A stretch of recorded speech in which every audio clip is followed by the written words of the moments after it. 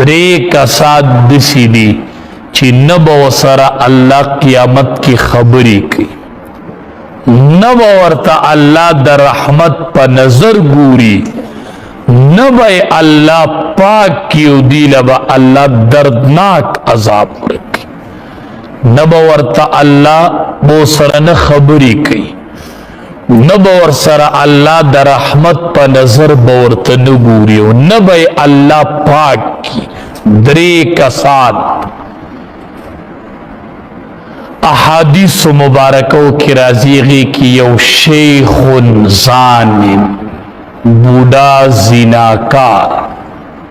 چې د بوډاوالی په حالت کې دیو د بوډاوالی عمر ته رسېدلې دیو د زیناک د بوډاوالی په حالت کې دی بوډا دیو د بوډاتوب عمر ته رسېدلې دیو د زنا کې مبتلا دی. ته تب الله ګوریم نه د سره به الله خبریم نه کوي، د تبا الله د رحمت په نظر باندې نه ګوري، د رحمت په نظر به ورته الله نه ګوري، نه به سره الله خبرې کوي، نه به الله پاک کې او د تبا عذاب دردناک ملاوي. حدیث مبارک کې راځي چې د چا عمر شپېتو کالو ته ورسي، ځان له پې سوچ وکړئ، هر سړي ته خپل عمر معلوم دی، د چا عمر شپېتو کالو ته ورسېده او دی لا ګناه کوي او د ګناه نه بس نه کړل.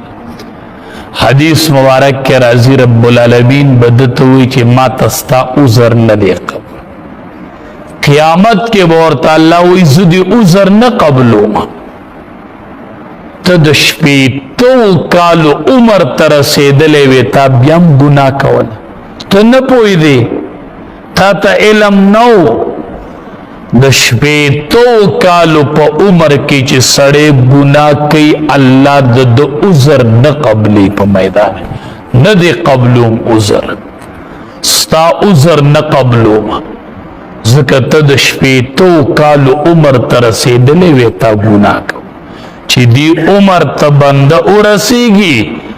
نو رب العالمین تینا حیا کی. الله وی مال حیا راځي چې زه به دله څنګه په اور باندې عذاب ورکو، مال حیا راځي زه به دله په اور باندې څنګه عذاب ورکو، مال د دنه حیا راځي. مشران چې ګوري او په لاره تېرېږي د اجړاګانو د کورونو مخې ته به ولاړي، شپېته نه اویا کاله عمر یې دی ورش د اجړاګانو سره ژوند تېروي، د شپېته اویاو کالو ته عمر رسېدلی. د دې سړي عذر الله وی په میدان محشر کې نه قبلوم، د رحمت په نظر ورته نه ګورم، خبرې ورسره نه کوم په میدان محشر. شپېتو کالو عمر ته ورسېده دی لا اوس هم دې زنا کې مبتلا دی، دی لا اوس هم دې زنا کې مبتلا دی، دی اوس هم دا زنا کوي او دا ګناه کوي نو د عذر نه قبلو. نو هغې دریو کسانو کې یو شیخ زانی دی چې د بوډاوالی په حالت کې دی بیا په زنا کې مبتلا دی. یو عمر کې ګناه نه ده پکار، خو چې کم از کم سړی داسې عمر ته ورسېږي، شپېته اویاو کالو ته ورسېږي. زه خو ټولو ته وایم، خصوصا مشرانو ته وایم چې سړی شپېته اویاو کالو ته ورسېږي او د ده په مخ تکه سپینه ږیره ولاړې او دې پسې قینچي رالی او وایي او بلیډ پسې رالی، الله اکبر. بابا تا نه الله حیا کوي، بابا فرشتو ته وایي ماله حیا راځي چې زه به دله څنګه په اور عذاب ورکوم. بابا ته الله نه حیا نه کوي، ستا نه الله حیا کوي، ته د الله نه حیا نه کوي. ګیره دې سپینه شوله او تکه سپینه شوله او نوسی دی د بابا په نوم باندې بولی نوسی تا ته بابا وای بابا او بابا وسم د الله نه حیا نکیو په ګیره باندې بلیټ یې خېدی ولګیا یې په کینچی یې خېدو ګیره مونډه کی بابا تب حالت کې الله لو ورسی فرشتو ته الله وی مال ددن حیا راځي چې زه بدل په اور عذاب څنګه ورکو زه بدل په اور عذاب څنګه ورکو حیا پکار د الله د ذات نه حیا پکار نبی کریم صلی الله علیه وسلم فرمایي چې کله د معراج پشپا خطلما نو یو تنور می اولیدو دا سر طرف تنگو خلی تنگ ووکت عرض او اور پکی بلیدو او بربند سڑیو خزی پکیو اسی دی لمبی با بری تراویشتل بیا با پکتا باندنان لمبی با بر راوستل او بیا با پکتا لانن ما تپوسو کو چی دا سوک تی جبرائیل او میکائیل راتوی دا ستا دا امت زناکار سڑیو زناکاری خزی دا دا غی عذاب دے بس یو تنور کی بو پا برا بیراویشتل او واپس پتلل تنور کی بو پا برا براتلل او واپس پتلل تنور کی پراتو دا استاد امت زناکار دی دا دا غی سزا دا غی سزا دا نبی کریم صلی اللہ علیہ وسلم فرمال العینان تزنیان سترگی زناکاری وزناهما النظر دسترگو زنا چی دا اغا نظر پلندو خبرتا ستوکو مونگ طول منس کو کنا چاہتا دا منس خوگوالے محسوسی گی چاہتم نا محسوسی گی منس چی کو سمر پڑاماتی منس کو چی سوگ دا نظر حفاظت نکی دتا اللہ دا عبادت خوگوالے نور کی دتا خوگوالے نراسی عبادت کی بے خون نہیں مذہب ای نہیں حدیث مبارک کے رازی چی سوگ زنا کئی یو خو اللہ د رزق نبرکت اچت کی ختم رزق کی بے برکت نہیں دویم اللہ د مخن نورانیت ختم کی نورانیت مخن نورانیت لاڑشی و د رزق نے برکت لاڑشی چی سوگ زناک اسی پاک دورو عبداللہ ابن ام مکتوم رضی اللہ تعالی عنہ صحابی پلارا روان او کمڑن دے اغڑن دے چی داغا بارک اللہ آیاتور رانزل کری عبس و تولا ان جاءه الاعما اغا صحابی دے چی اغا بارک اللہ قرآن کے آیاتون رانزل کری اگر روان دے پلارا یو طرف تا عبداللہ ابن ام مکتوم دے بل طرف تا دا امام الانبیاء بیبیانی دی بیبیانو جیسی وقتل نبی علیہ السلام ورطی بگو رہے عبداللہ ابن ام مکتوم را روان دے وین اللہ حبیبا دے خوڑن دے نو دیڑن دے نبی علیہ السلام ورطوی تاسو مرن دی دیڑون دے نو تاسو خو نه یړان دي تاسو ورته نظر مکوئ اوس خو آسان کار دی وی زما زړه صفا دی زړه کې مې څه نشته یو طرف ته عبداللہ ابن ام مکتوم دی بل طرف ته امهات المؤمنین د مومنانو میندې دیو د امام الانبیاء دور دی امام الانبیاء وی نظر ښکته کو ته وی زماړه صفا ده نا دړه صفا والے دلیل نه دی دا نظر غلط نه استعمالو د سترګو زنا شروع ده د غوږونو زنا شروع ده دا دواعی د زنا دي یاد ساته زه خو درته د سوال په طریقه وام د سوال چې د بچو نم دا موبایل واله وایلی چې څه چل کوي ودي کې څه چل کوي بعضی بچه مو چې ځان پانسی کوم وای پانسی که ځان کنه ولی ز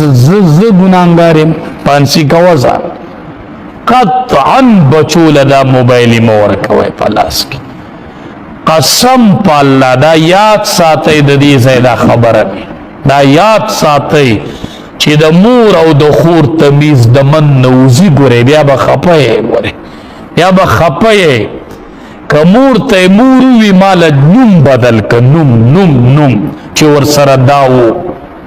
داسې بې حیایي را ننوتلې ده داسې بې حیایي را ننوتله تفسیر روح المعانی لیکلی دی وی یو زرګر ډیر پاک ژوند به یې تېرو ډیر پاک ژوند یو ورځ کور ته راغی یو پوی والا به دوی له پی راوړل یو ورځ چې کور ته راغی نو بیبي ژړله دی ورته ویل ته ولې ژاړې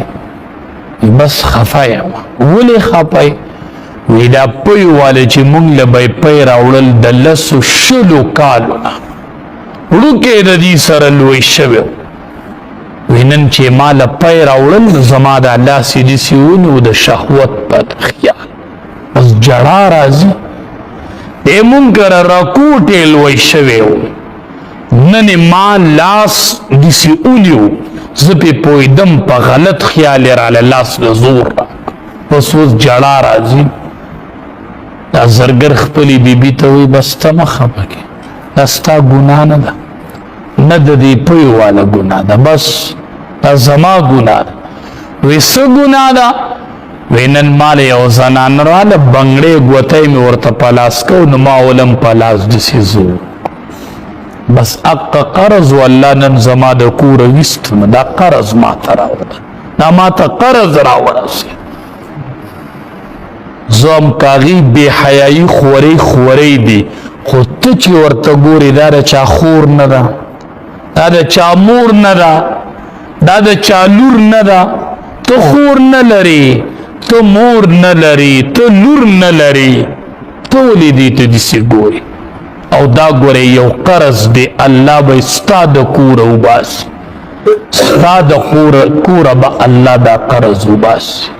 دا قرض دی قرض د رزق نه بې برکتۍ ختمیږي د چهرو نه نور ختمیږي ماشومان کنټرول کو په لنډو خبره دا ده نو چې مشران پې لګي نو کشران سړی څنګه کنټرول کړي نو چې مشرې ګوري نو کشر ته څه ګناه ده چې مشرې خپله نه ګوري نو کشر به کنټرول کړي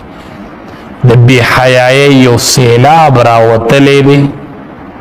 او راغلی دی والله علم الله دې تېنه زمونږ حفاظت وکړي بس